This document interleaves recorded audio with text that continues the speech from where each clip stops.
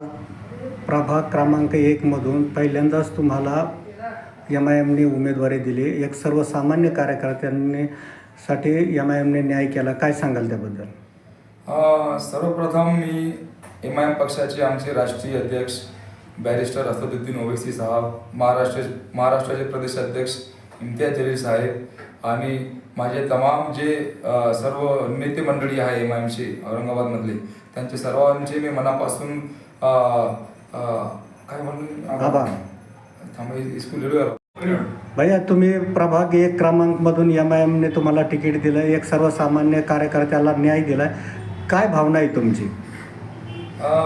सर्वप्रथम मी MIM पक्षाचे राष्ट्रीय अध्यक्ष असदुद्दीन ओवैसी साहेब, अकबरुद्दीन ओवैसी साहेब आणि महाराष्ट्राचे प्रदेश अध्यक्ष इम्तियाज जलील साहेब यांचे मी मनापासून आभार मानतो की त्यांनी एका सर्वसामान्य घरातील कार्यकर्त्याला एक संधी दिली आणि त्याला जे तर प्रभाग क्रमांक 1 हर्सूलमध्ये मला उमेदवारी देण्यात आली आहे. त्याबद्दल मी त्यांचे सर्वांचे मनापासून आभार मानतो आणि जे पक्षाने माझ्यावर जबाबदारी टाकली आहे हे त्याची मी पूर्णपणे जे तर मी त्याच्यावर खरा उतरण्याची मी पूर्णपणे प्रयत्न करेल आणि जे काही वार्डामध्ये आमच्या प्रभागामध्ये पूर्ण ताकदीशी आणि पूर्ण हिंमतीने मी लढणार आणि जिंकणार. अच्छा, तुम्ही आता पक्षामध्ये किती वर्षापासून कार्यरत आहे आणि आतापर्यंत सामाजिक क्षेत्रात आणि राजकीय क्षेत्रात काय कोणत्या पदावर काम केलेलं आहे? मी 2013 पासून MIM पक्षामध्ये काम करत आहे. मी सर्वप्रथम हर्सूलमध्ये वार्डाध्यक्ष झालो. त्यानंतर मी औरंगाबाद मध्यमध्ये महासचिव पदावर मी काम केले. त्यानंतर आता 2 वर्षापासून मी औरंगाबाद मध्य विधानसभेचं मी कार्याध्यक्ष म्हणून काम करत आहे आणि वार्डामध्ये हर्सूल वार्ड नंबर 1 यामध्ये आमचे अंदाजे जेव्हा साहेब आमदार होते आणि खासदार पण होते त्या 10 वर्षाच्या कार्यकाळामध्ये आम्ही आमच्या वार्ड क्रमांक 1 हर्सूलमध्ये अंदाजे 3 कोटीपेक्षा जास्त आम्ही त्यांचे फंडमधून काम केलेले आहे आणि नागरिकांचे जे काही प्रश्न असतात, ड्रेनेज, लाईट, रोड, नल यामध्ये आम्ही प्रत्येकाच्या समस्येचे निराकरण करण्यासाठी आम्ही काम करतोय. तुमचं विजन काय असेल? माझं विजन फक्त एकच आहे की वार्डाचा सर्वांगीण विकास आणि पक्षाने जे तर माझ्यासारख्या सुशिक्षित उमेदवाराला तिकीट देऊन हे सिद्ध केलं आहे आणि लोकांना पण एक मेसेज देण्यात आलेला आहे की हा माणूस तुम्हाला जो देण्यात आला आहे तो शिक्षित आणि काम करणारा माणूस आहे.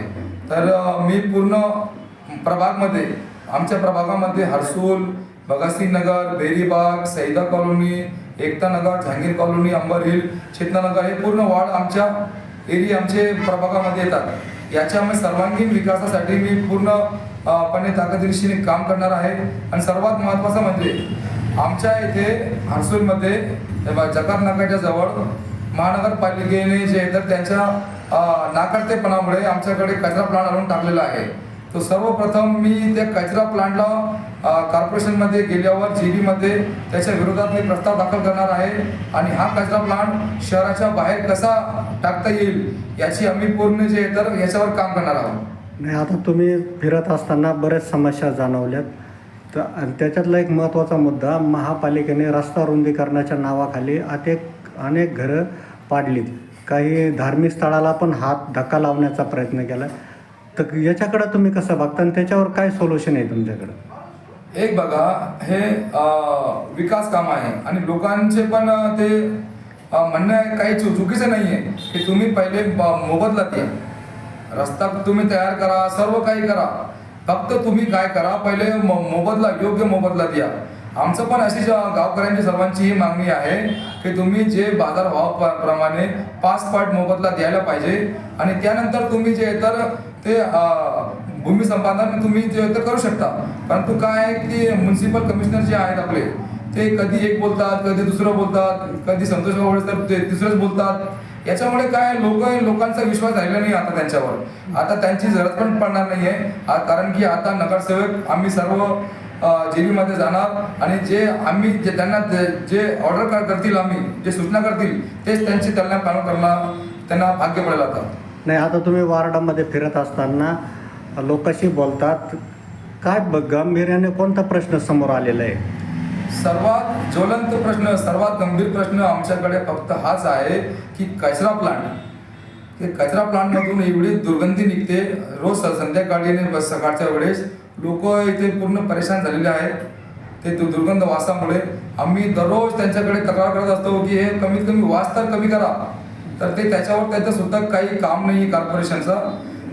म्हणूनच आम्ही सांगत आहोत की पहिल्यांदाच आमचं हे काम असणार आहे की आम्ही जीपीमध्ये गेल्यावर पहिलाच प्रस्ताव हा कचरा प्लांट शहराच्या बाहेर कुठेतरी याला हलवण्यात यावं, तसे आम्ही प्रयत्न करणार आहोत. आता पाण्याचा प्रश्न फार गंभीर आहे, शहरामध्येच तो प्रश्न गंभीर आहे, परंतु तुमच्या बाजूलाच एक हे धरण आहे, हर्सुल तलाव आहे, तरीही तुम्हाला पाणी मिळत नाही, तर याच्यावर तुम्ही काय करणार?